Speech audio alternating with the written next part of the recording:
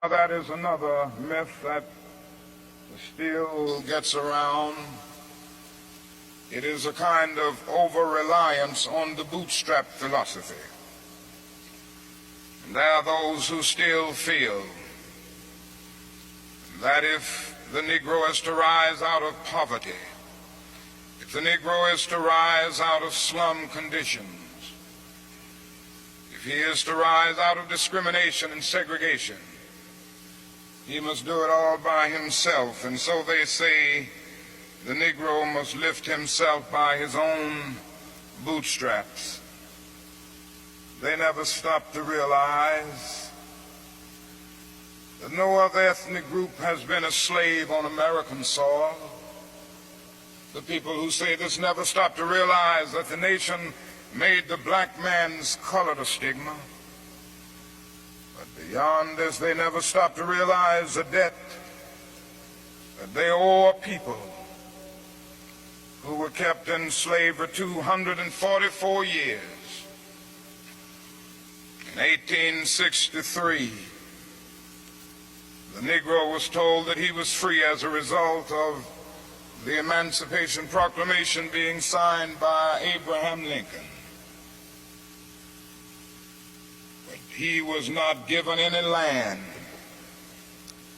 to make that freedom meaningful. It was something like keeping a person in prison for a number of years and suddenly discovering that that person is not guilty of the crime for which he was convicted. And you just go up to him and say, now you're free. But you don't give him any bus fare to get to town. You don't give him any money to get some clothes to put on his back or to get on his feet again in life. Every code of jurisprudence would rise up against this. And yet this is the very thing that our nation did to the black man.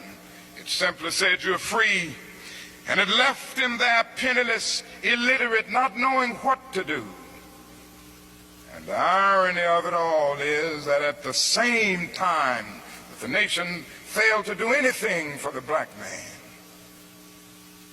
through an act of Congress, it was giving away millions of acres of land in the West and the Midwest, which meant that it was willing to undergird its white peasants from Europe with an economic floor. But not only did it give the land, it built land-grant colleges to teach them how to farm. Not only that, it provided county agents to further their expertise in farming. Not only that, as the years unfolded, it provided low interest rates so that they could mechanize our farms. And to this day, thousands of these very persons are receiving millions of dollars in federal subsidies every year not to farm. And these are so often the very people who tell Negroes that they must lift themselves by their own bootstraps.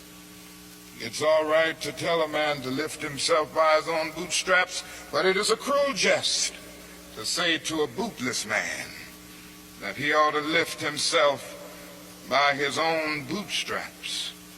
We must come to see that the roots of racism are very deep in our country.